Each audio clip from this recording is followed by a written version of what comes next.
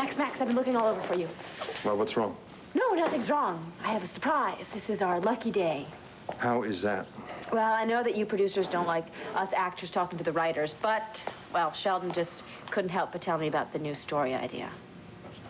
Oh, the new Roxanne long-term? Yeah, right. Roxanne Goes Hawaiian. He also told me you were going to Hawaii to scout for locations. And I have decided to go with you. Megan, look, I gotta come on, take it. Max, we need the break. Think about it. You and me on a nice big island, running in the waves, you know, coming up with great storyline ideas, not to mention scouting romantic locations. We're going to have to test them all out to make sure that they're good enough for Roxanne. I think it would be perfect. It does sound great. Good. Then I'll tell Sheldon's secretary to make some reservations. Megan, if you want to go to Hawaii, that's fine. But you're going to have to go without me. Bonnie, get me a bowl of cold water, fast. Come on. Gabrielle, you come on over here and sit down before you faint. You're in shock. Here you go, honey. There. Okay. Oh, we get lots of burns here in the laundry. I'm getting to be kind of an expert, but I've never seen one this bad. Here, this'll help. Must hurt like the devil. Here, I'll take you to the infirmary. No, it doesn't matter. It really doesn't. But they can give you a painkiller. There's no painkiller that is going to ease my pain or the pain I've caused other people.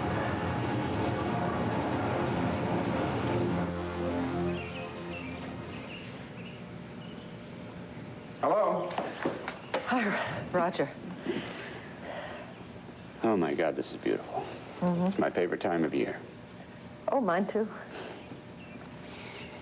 Listen, I wanted to apologize for the embarrassment you must have felt when Sarah walked in on us. Roger, There was no point in lying to her. She's known for a long time that I've never stopped loving you.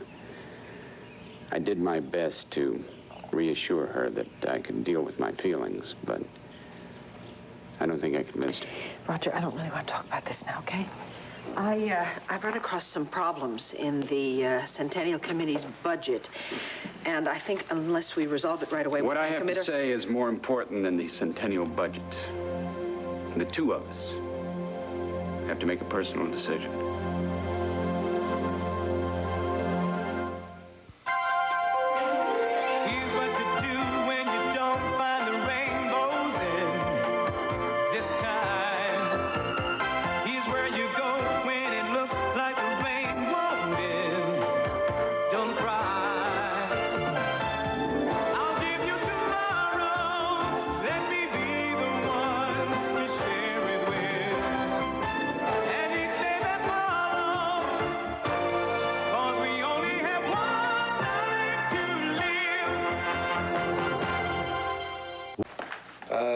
No, Vicky is working on the Centennial.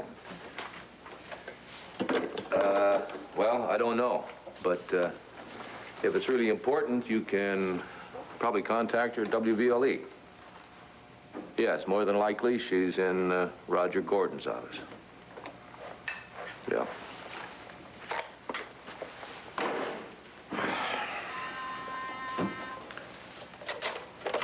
Yes? Oh, send her in.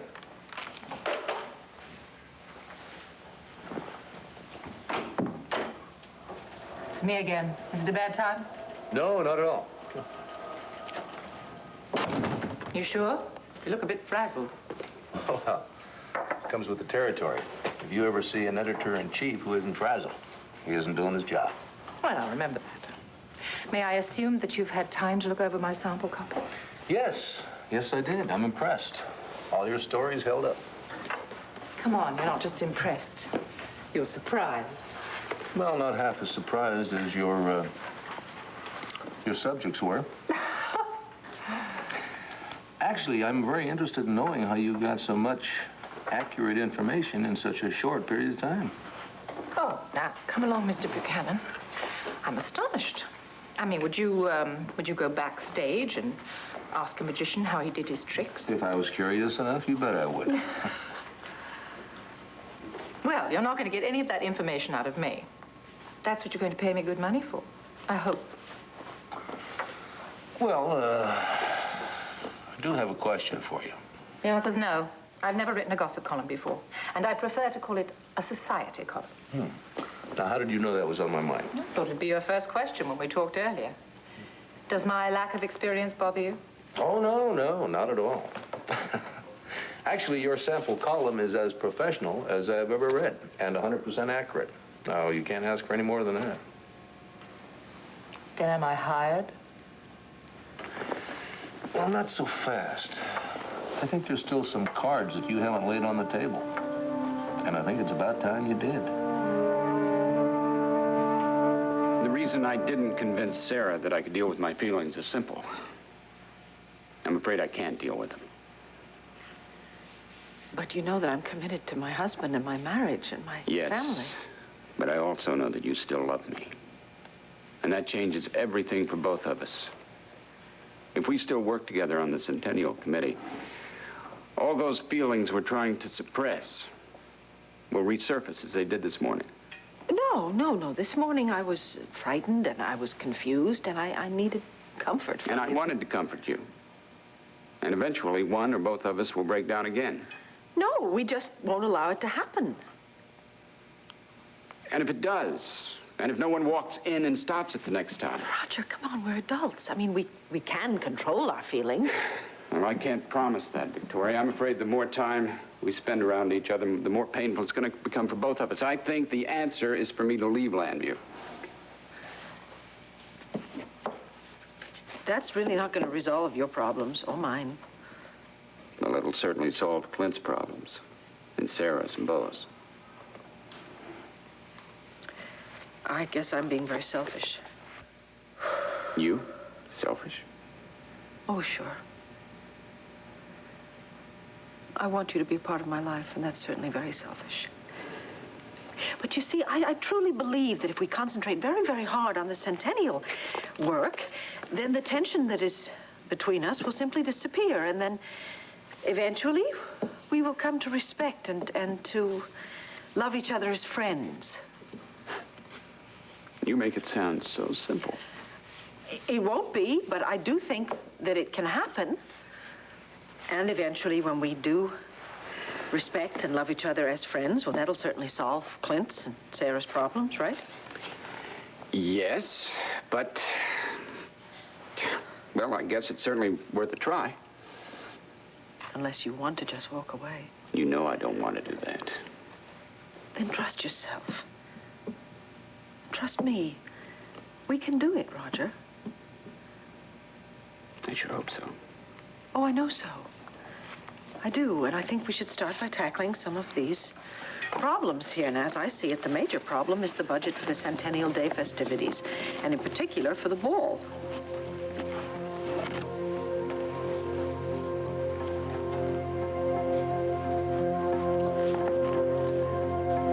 You and Sheldon and Joe are just going to have to go to Hawaii without me. Look, I'm sure you're going to have a terrific time. Just make sure you take lots of sunblock. Max, the only reason I want to go is so that the two of us can spend some time together. Come on, we need to get away from Landview, away from all of these problems. We need to refresh ourselves. I will have to do that some other time. I can't leave town. Gabrielle's hearing is coming up. Look, it's not going to happen this weekend. No, it's not. But she's in some serious trouble, Megan. Well, I'm sure that if she would let John help her out, he could get her out of that Well, trouble. that's the problem. She won't let him help her. She won't let anyone help her. She's locked in this depression, and I'm afraid she'll never come out of it. She's in jail. Of course she's depressed. She'll snap out of it. No, she believes she belongs in jail. She believes she should be sent to Statesville for the rest of her life. She just doesn't even want to fight for her freedom anymore. Well, then tell her to fight for her son. Maybe that will pull her out of it. No, it won't. I took Al to see her this morning. She wasn't with him more than 5 minutes when she told me to take him out, and she never wanted me to bring him to the prison again. Well, I can understand that. I mean, she probably thinks that he would be upset seeing her in that kind of a surrounding. So, Max, come on. Now, I know that you're upset about Gabrielle's situation, but I'm telling you, you've done everything that you can for her. You can't force her to accept help. But I have to. No. What you have to do is take care of yourself and take care of your son. If anyone needs a change of scenery, it's Al. Come on, we'll take him on the trip with us. He can, like, run through the waves and jump in the boats. He'll have a good time. So will you. He would get a kick out of Hawaii, wouldn't he? Yeah, of course. He'd be crazy about it. So let me get Betty to make the reservations. I'll think about it. All right, I'll get her to make them. No. I'm not promising anything. All right. Think about it. And while you're thinking about it, I'll get Sheldon to give me a copy of his story outline. And I promise you, it will excite you so much that you will want to say aloha as much as me.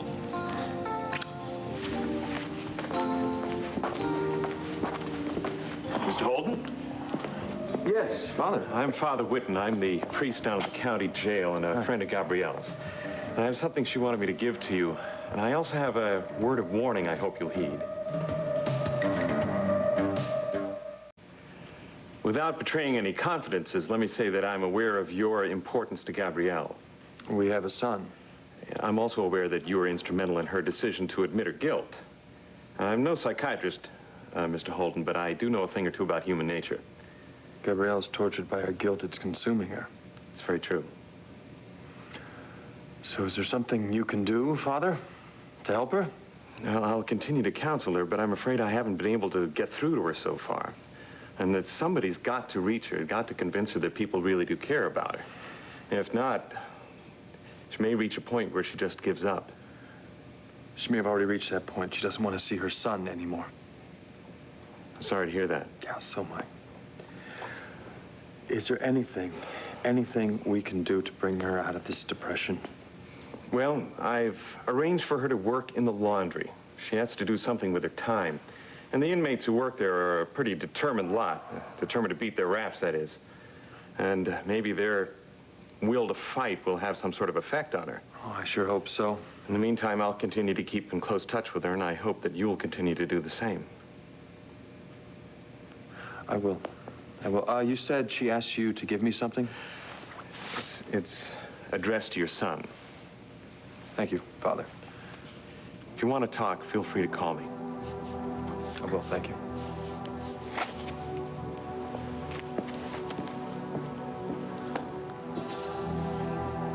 To my son, Al. To be opened on his 18th birthday.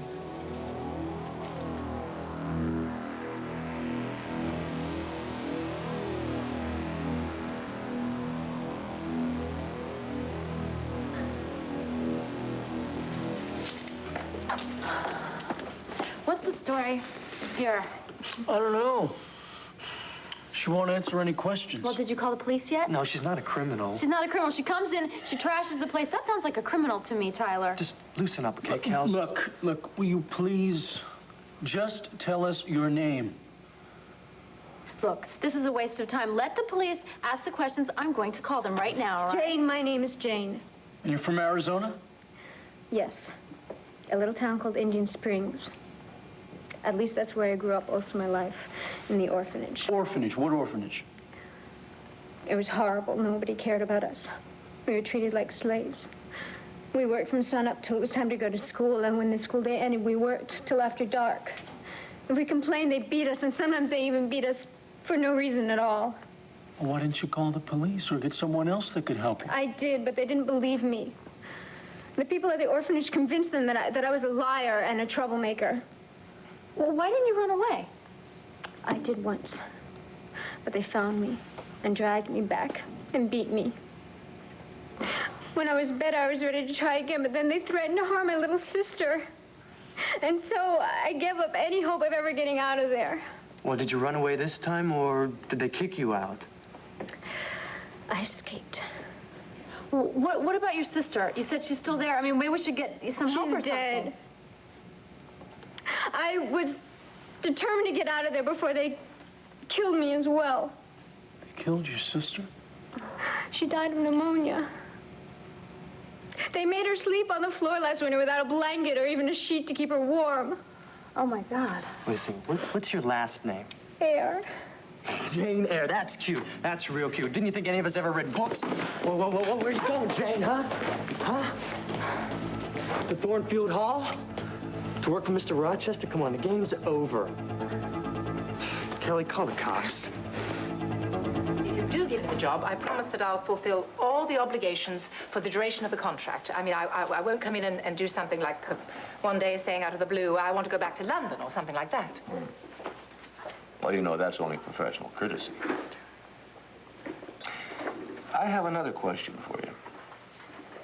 Why didn't you tell me that you were Gabrielle's mother? Oh, Clint, I promise I didn't mean in any way to deceive you. You didn't ask. If you had, I'd have told you. I imagine you have similar feelings about my daughter to everyone else in Landview. Well, she isn't exactly at the top of my list of my favorite people, that's for damn sure. Would you prefer not to have any relation of hers working for you? I can't really blame you for what she did, now can I? I mean, she's the one who made the mistakes, not you. Yes, and she's trying to make up for them. I mean, really, she's made a lot of sacrifices. She went and found Michael. She persuaded him to give Brenda her baby back. I think that action alone shows that she's trying to redeem herself. I'm not trying to apologize for my daughter. I just think that you seem to him a man who judges people by their actions. Well, sometimes actions speak louder than words. But I'm not ready to change my mind about your daughter just yet. I understand.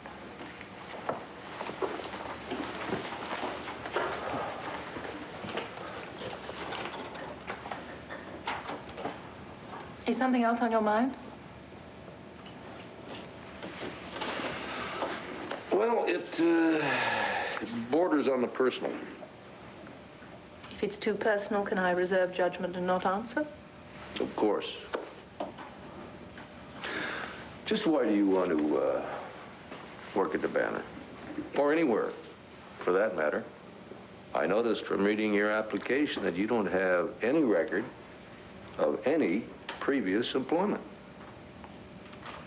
It's true.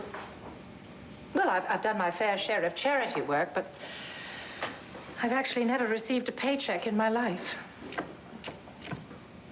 But, I mean, it's never too late, is it? I want to start now. New goals, new projects. Isn't that good, don't you think? Well, seems like a good idea, yeah. My daughters have started new careers in Landview, and I thought perhaps my job might be helpful in more ways than one. Well, I hope that it's good for you, as well as good for the Banner. When can you start? You can have my first column tomorrow morning. Good. And I want to thank you. Thank you for your confidence in me. I promise you'll never regret it.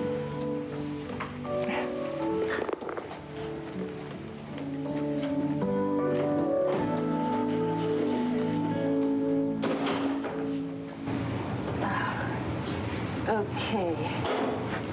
The antibiotic cream will stop any infection. Thank you. I'm very grateful to you for everything you've done. I'm going to get back to work. Oh, no. I told Father Whitten that I'd look out for you. You can sort the clothes for a couple of days, and then when your hand's feeling better, you can join the folding committee. Okay? I think if you're... Don, you smell gas in here? Third time today.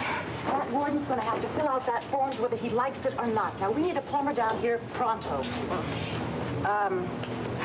Medina's going to sort. And you're in charge of keeping the other girls from hassling her. Why do I have to sit this baby stealer? Because I said so.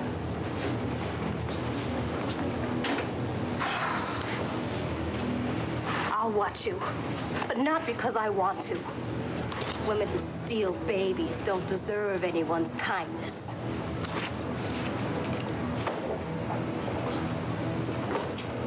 Medina? I'm working. You got another visitor.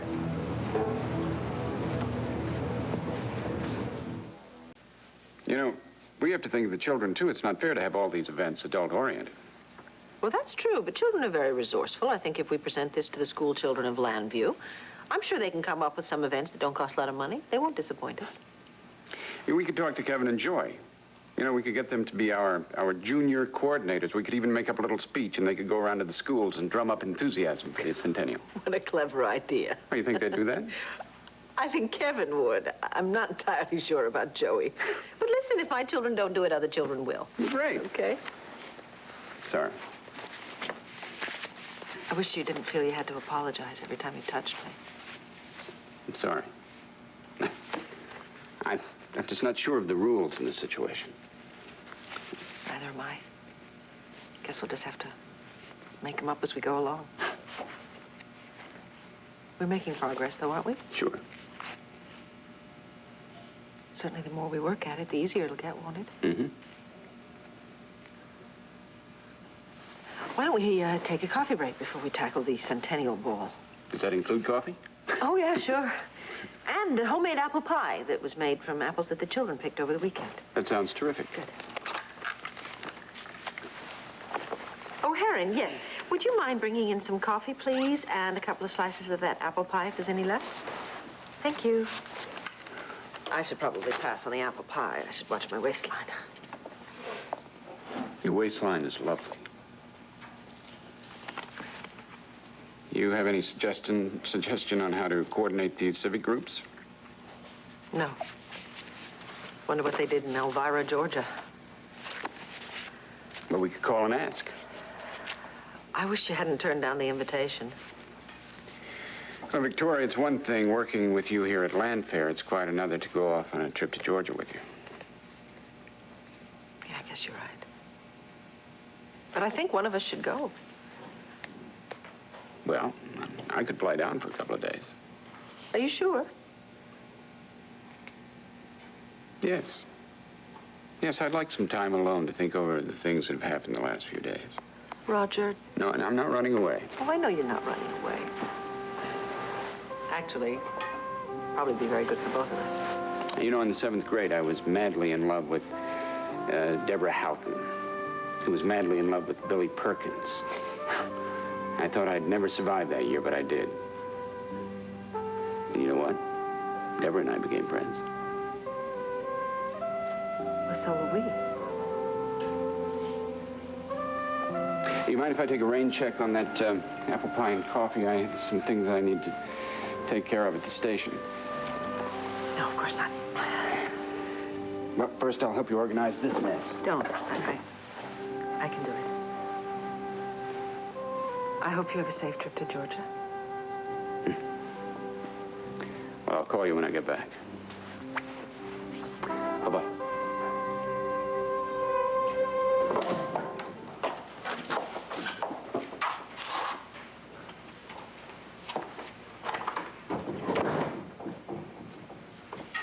These people are barbarians keeping you in shackles. I'm not handcuffed. You look so pale and tired. I'm fine. Well, I have good news. Clint Buchanan has given me a job writing a society column on the Banner. Don't you understand what that means? You have a job? No, not just a job, a wonderful job. This job gives me entree to all the society of Landview. The rich and the prosperous, the movers and shakers, corporate executives, lawyers, judges. Darling, it's very exciting. I'm very happy for you. It's not for me. It's for you, darling. I'm going to use all these contacts to mount my campaign for your defense. And once we've got these kind of people... What in God's name has happened to your hand? Did one of your inmates do this to you? I demand to know who runs this prison. I will not have my daughter I did it. like this. I burned my hand on a steam pipe. I'm working in the laundry. In the what? God. It doesn't hurt. Darling, it's obviously not a minor burn. You should be in hospital. I can see you're in agony. It's okay, really. It doesn't matter. Are you in so much emotional pain? Is it so great that it can actually camouflage your physical pain? Is this how you're handling this situation? Listen, I understand your feelings of guilt, but you must stop it now. You can't go on for a lifetime this way. You can't just wallow in despair for your entire future. You don't understand. I won't have... Look, well, if I don't understand, then share with me. Help me to understand. Share your feelings and your fears. I'm trying to be supportive. I'm trying to be strong. Why won't you accept it? Because I don't want you to waste your time on me. Deborah's the one who needs you. Take her back to London and forget everything that's happened here. You're my daughter, too. And I will not go back to London and leave you here to suffer for the rest of your life for one little mistake. Now, if you won't do anything about it, I will. And the first thing I'm going to do is to get you out of this hellhole.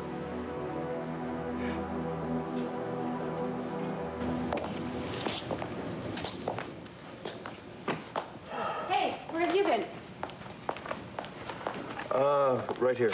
I guess the PA system isn't working. Joe buzzed you about, I don't know, 12 times, then he called you and left you a message in your office. Here. Oh, thanks. Are you okay? Are you sick? Yes, I am. You have a headache? You want some aspirin or something? No, nothing will help. The priest from the county jail came by to see me. Why? He wanted to give me this letter for Al. To my son Al, to be opened on his 18th birthday. He said Gabrielle was in real bad shape emotionally. Well, he's trained to help. I'm sure that he'll do everything he can for you. I'm not so sure. Max, Gabrielle is going through a real hard time right now, and I'm sure that she'll, find some way of getting out of her depression. One thing we know about Gabrielle is that she's a fighter. She's not going to give up. She has. Well, maybe she has for now, but that's not going to last long. Megan, I can't go off and leave her. Sweetheart, you have to start thinking about your son. Now, you can't shove Al aside. He's too young to understand all of this. He's upset and confused. I think we should just take him away so we can have some fun. Al would never forgive me if I left town and went on a holiday and something happened to his mother. Nothing is going to happen to Gabrielle. Now, the priest is going to take care of her, and her mother will be around for her as well. Then why did she write this letter? Why now? All right, she said that she didn't want to have him visit her in jail. Maybe that's, I don't know, a letter explaining her feelings or something. Then why doesn't she want it open till his 18th birthday? I don't know. Yeah, well, I don't either, and I'm going to find it out.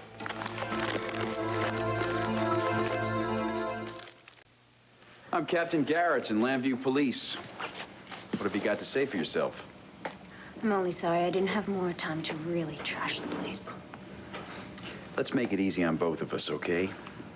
You level with me, and I'll do what I can to help you. I've got nothing to say.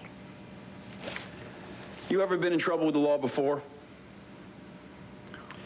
Well, we can find out easily enough. Not without my name. Yeah, we'll have your fingerprints. That'll do. Let's go. Come on.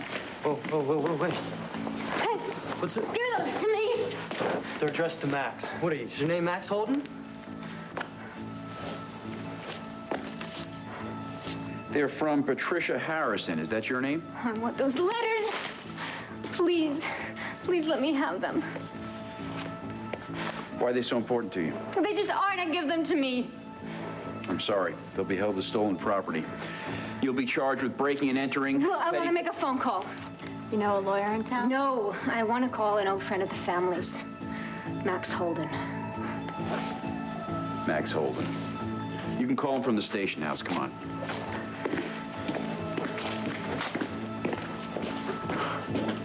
I hope that with the passing years, the wounds have healed.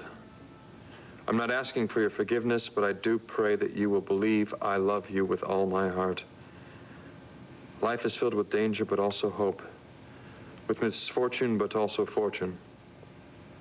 The greatest danger is not death, but the absence of love. So live your life with courage, my darling. And don't be afraid to share your heart. Well, obviously, she expects to spend a lot more time in jail, and she's planning on cutting herself off from Al, to keep him from feeling ashamed or whatever being associated with her. The greatest danger is not death, but the absence of love. She's telling him not to be afraid to get hurt, that it's better to have love and loss than not to have loved at all, something like that.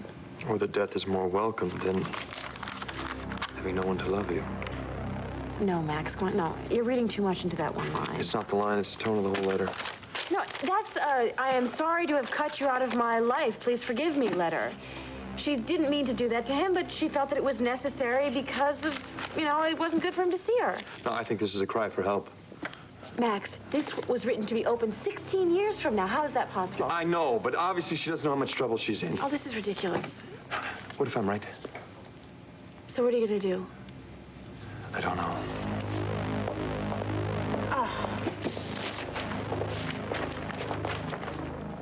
Gabrielle, what's your relationship with Herb Callison? We don't have a relationship.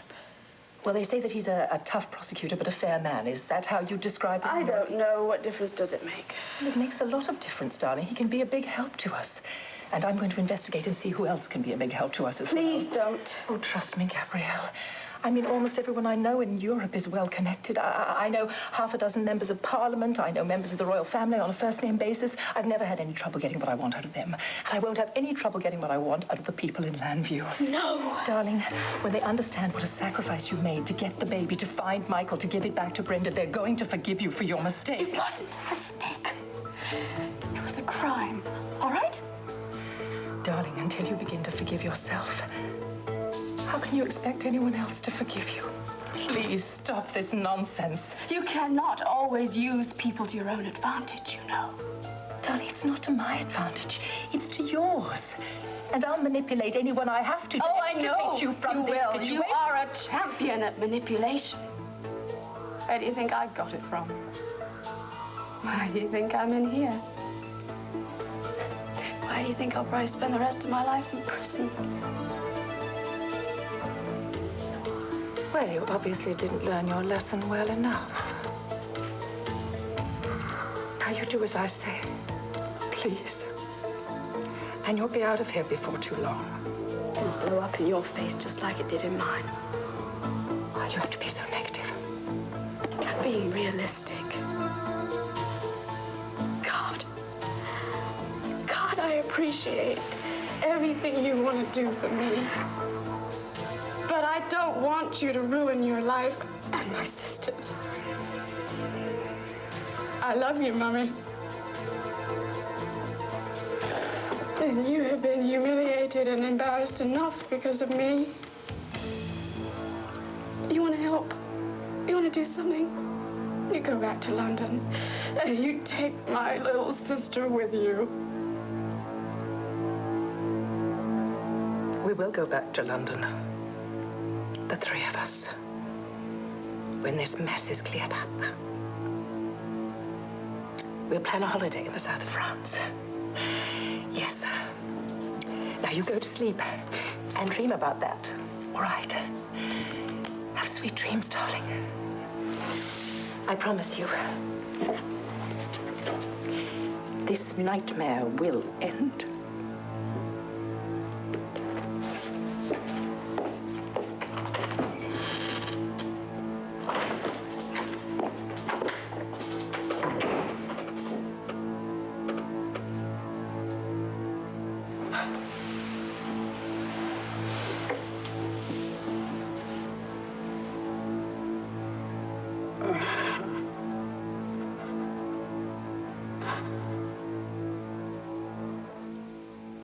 Yes, of course.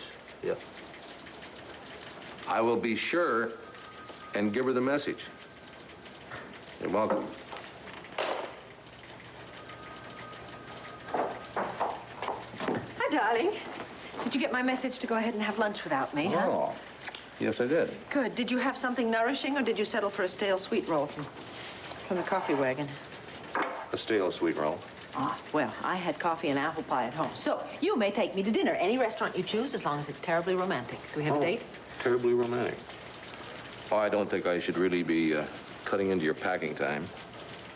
By what? Your packing time. You know, won't you be busy tonight packing for your little trip to Georgia with Roger? What are you talking about? I just took a message for you from a member of a centennial celebration committee in Elvira, Georgia.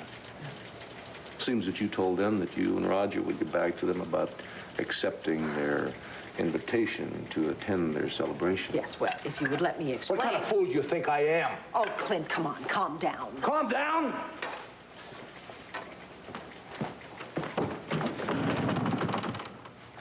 It isn't easy to stay calm, Vicky, when a man just finds out his wife is planning on spending a few days down in Georgia with her ex-husband. And she doesn't plan on telling her present husband. That is simply not true, okay? Oh, when were you going to tell me? On your way out the door, on your way to the airport, or are we going to pin a little note to my pillow? As usual, you have jumped to the wrong conclusion without ever bothering to ask me. All right, I'm asking you now. What is true? What is true? You're going to have to tell me, because I don't know anymore. Now, since Roger is determined to be a part of your life, is our marriage true? Is our love for each other true? Are you and Roger... Stop it. Damn it,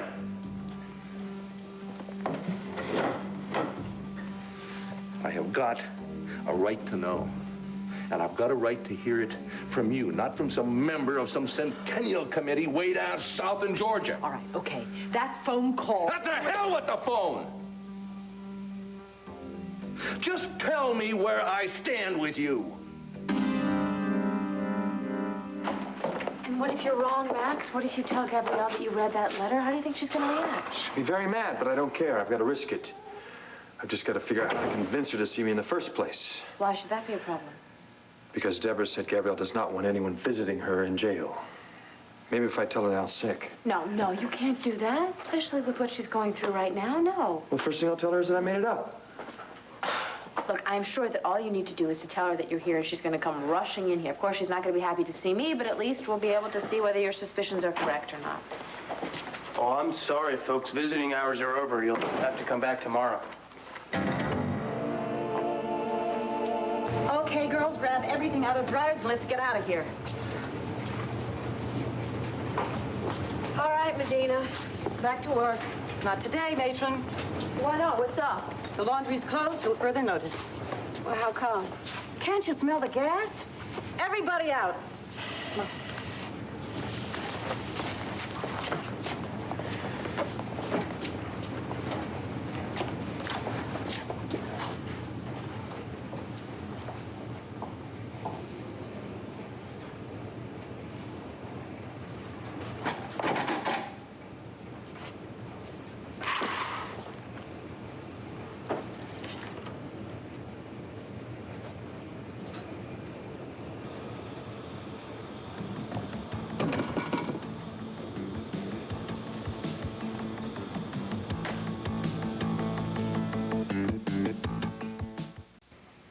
There is absolutely no reason for you to be angry about this. Just answer my question. Where do I stand with you? At the moment, in a very precarious position. Clint, I am sick and tired of this childish behavior. I am sick to death of all your temper tantrums and your bullying and your wild accusations.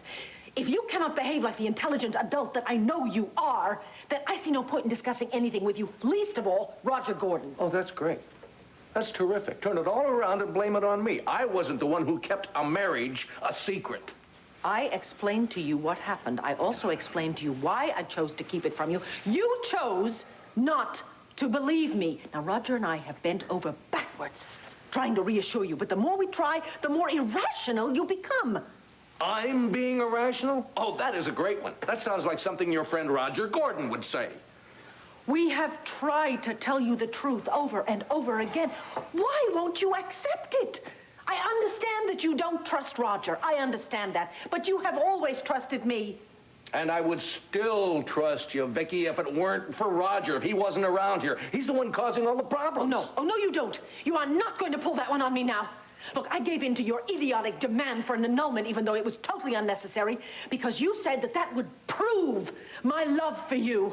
That it would erase all your doubts and your concerns. And it did, until I got that damn phone call from Georgia. Oh, no. You're not going to be satisfied until Roger Gordon leaves town, right? You think if you can make enough waves, if you can bully us enough, make us angry enough, make me feel guilty enough, that we'll finally throw up our hands and say, okay, you win, Roger's going to leave town. You're not going to succeed. It would be best for everyone. No, it would be best for you, and only for you. Roger has daughters who live in this town. He has a right to live where his children live. Roger isn't here because of his daughters. He's here because of my wife. Even if that were true, which it is not, I want him here. What? I want him here. I want to be able to work with him. I want to be able to share my concerns about our daughter with him. I want to be his friend, and that is exactly what we are. We are friends. Friends, Clint. And if you don't like it, that's too bad. I see. I love you. I love you. I don't know how many times I have to say it. I love you. I'd be damned if I have to spend every waking minute on this earth trying to prove it to you. It can't make a whole lot of difference to you whether or not I believe it. Not if you're going to take a trip with your friend, Roger Gordon. For your information, I had no intention of going anywhere with Roger. But after listening to you, I think I will. So you will have to excuse me because I am going home to pack. I have a plane to catch.